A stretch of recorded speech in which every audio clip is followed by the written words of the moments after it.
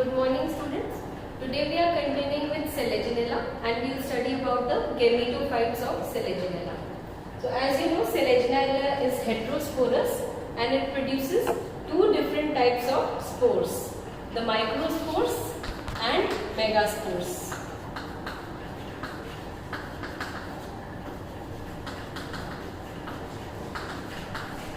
Now the microspores are formed inside the microsporangium.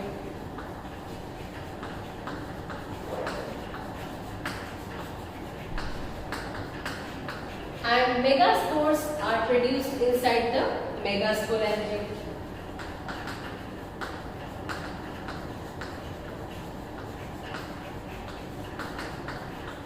So we will first study about the microspores, microsporangium and development of male gametophyte.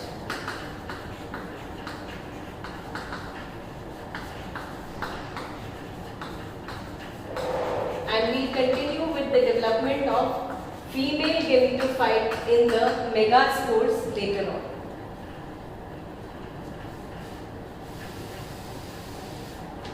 So you can recall that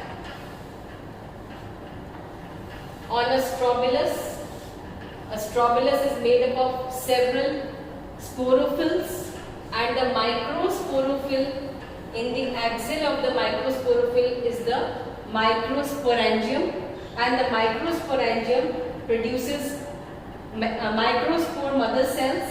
Microsporophyll, microsporangium is diploid, and the microspores which are formed from the microspore mother cells are haploid in nature.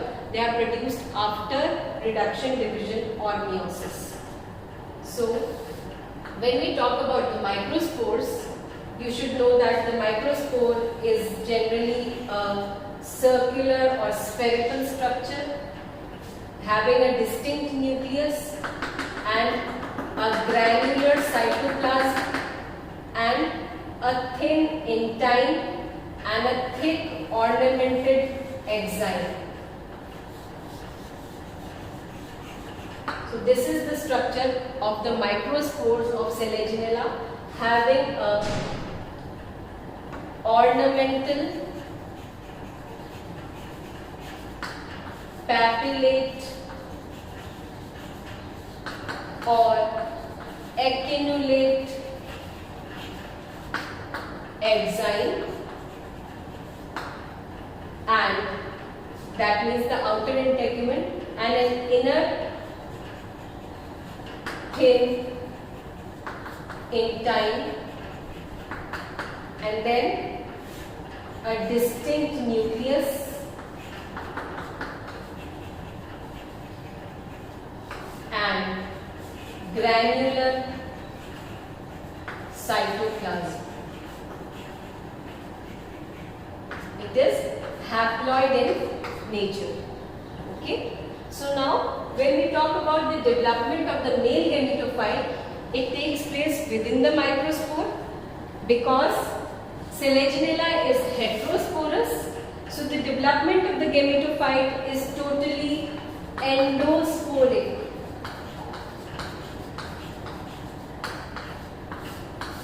This you have to remember, that the development of the gametophyte is totally endosporic. This means that the development, all the divisions of the microspore leading to the formation of male gametophyte take place within the microspore wall, inside the wall. So all divisions are confined inside the wall of the spore. So this type of development is known as endosporic type of development.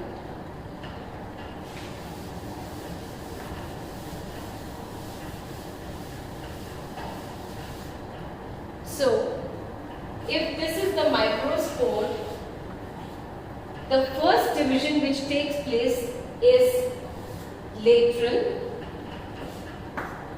and it produces a small lenticular prothallus cell and a large and predial initial. Okay. Now the next division will be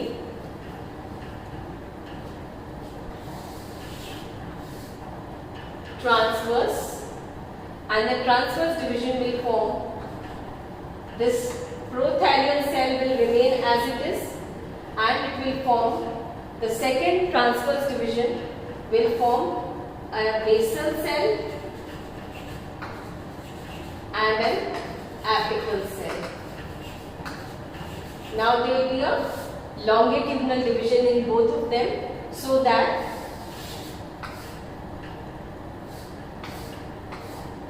it will reach a 5-cell stage where the prothalial cell will remain as it is, and we have 1, 2, 3 and 4. 4 cells. So it is a 2 plus 2 plus 1 arrangement. 1 is the prothalial cell, 2 basal cells and 2 apical cells. 2 basal cells will remain as they are, and further divisions will take place in these 2 apical cells.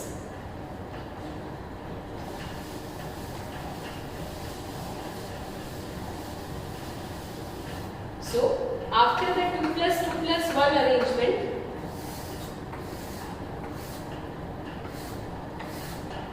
like this, we will further form, this will reach to a 12 plus 1 arrangement. How will it happen? It will become 10 plus 2 plus 1, because these 2 cells will remain as they are, the prothalial cell will remain as it is, but these 2 cells will divide to form 10 cells. So 10 plus 2 plus 1 is a 13 cell stage. Now this is important for Selaginella. I'll discuss with you why. But first see the arrangement. What will happen?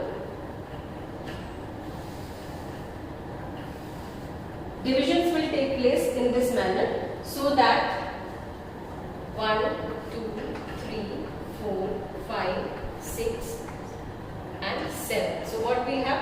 1, 2, 3, 4, 5, 6, 7 and 8. We will have 8 cells forming the peripheral jacket.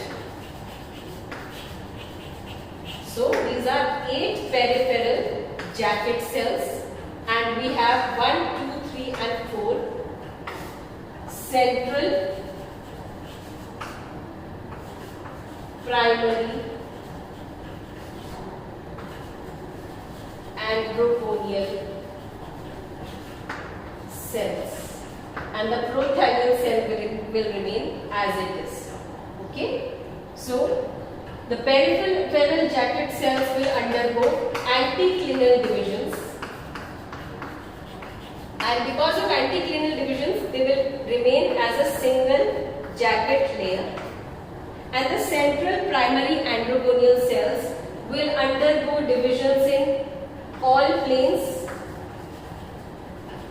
to produce 128 to 256 antherozoid mother cells. So there are 4 initially, 4 to 8, 8 to 16, 16 to 32, 32 to 64, 64 to 128 and 128 to 156. So 1, 2, 3, 4, 5, 6. They will undergo several divisions in all planes to produce 128 to 256 antherozoid mother cells or androcytes.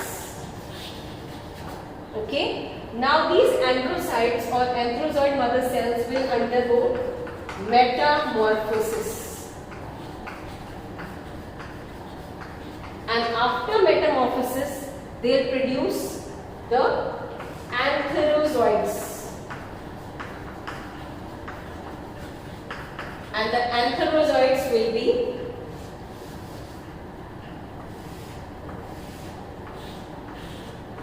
biflagellate, spirally, coiled, motile cells. So the antherozoid mother cells or androcytes will metamorphose into antherozoids, which are biflagellate, spirally coiled flagella, and they are motile cells.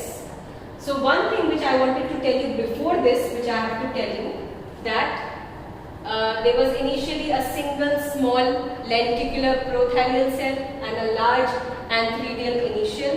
Then after that it became two basal and two upper daughter cells and a single prothallial cell. It was 5 cells. Then from 5 cells it became 10 plus 2 plus 1 or 12 plus 1, a 13 cell stage. So when it reaches this 13 cell stage, 8 jacket cells, peripheral jacket cells, 4 central primary androgonial cells and 1 prothallial cell. At the 13th cell stage, the male gametophyte is at the 13th cell stage. At that stage, the microspore is shed from the microsporangium. Microspore is shed from microsporangium, and once it is shed from the microsporangium, it reaches in the proximity of the megasporangium. It reaches close to the megasporangium and develops. Further divisions take place near the megasporangium, and there the jacket cells undergo anticlinal divisions and form a single layer of jacket, and the central primary androgonial cells divide in all planes to produce 128 to 256 antherozoid mother cells or androcytes, and they metamorphose into antherozoids. And once the megasporangium ruptures so that the antherozoids are released and they reach towards the egg cell in the megasporangium. So one more thing which I should tell you here, that these microspores, which the cells of the male gametophyte do not contain any chlorophyll, but 35% of fats are present which provide nutrition to the developing male gametophyte. So we will continue later in the next class about the female gametophyte and the development of the female gametophyte.